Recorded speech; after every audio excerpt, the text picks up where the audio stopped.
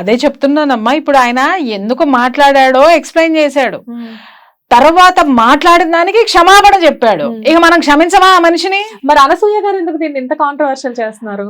అంటే ఆవిడ ఎప్పుడు వార్తల్లో ఉండాలి, వార్తల్లో ఉంటేనే ఆవిడకి కొంచెం బాగుంటుందేమో, అదైతే నాకు తెలీదు.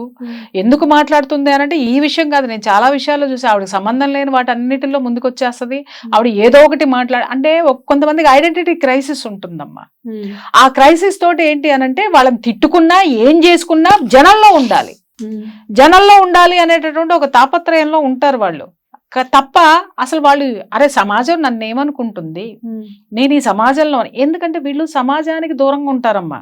ఎందుకనంటే సమాజంతో వీళ్ళ సమాజం వేరే ఉంటుంది, కానీ నువ్వు చేసేటటువంటిది ఈ సమాజం మీద ప్రభావం చూపిస్తుంది. అప్పుడు ఈ సమాజం ఖచ్చితంగా మాట్లాడుతుంది. ఇవాళ నువ్వు ఉన్న సమాజం రేపొద్దు నీ పిల్లలకు ఉండదు. వాళ్ళకి ఈ సమాజంలోకి రావాల్సింది, ఈ సమాజం నుంచే వాళ్ళు ఆ సమాజంలోకి వెళ్ళాలి. నువ్వు ఇవాళ ఏదైతే లగ్జరీ లైఫ్ లేకపోతే ఇంకొకటి అంటే ఎక్కడి నుంచో ఊడిపడ్డట్టు మాట్లాడతారు వీళ్ళు. అది నాకు హాస్యాస్పదం. అసలు వీళ్ళు జీవితం ఎక్కడి నుంచి మొదలు పెట్టారు, అసలు వీళ్ళు ఏంటి? నేల మీద ఉన్నటువంటి వాళ్ళు. నిన్న కాక మొన్న ఒక అమ్మ కూడా అంది, కాస్ట్లీయెస్ట్ బిచ్చగత్తెలం అని మాట్లాడింది. ఏంటంటే నడమంత్రపు సిరి నరాల మీద పుండు. పోనీ వీళ్ళకి వచ్చినటువంటి సిరి నీతి నియమంగా ఏమన్నా వచ్చిందమ్మా? ఎలా సంపాదించారు? ఎక్స్పోజింగ్ తోటి ఈ విధంగా. సరే, అక్కడికి కూడా ప్రతి భారత స్త్రీ నోరు మూసుకుని కూర్చొని ఉంది. సంప్రదాయాలకు విలువిచ్చేసిన వాళ్ళు కూడా లోపల కుక్కున్నారు.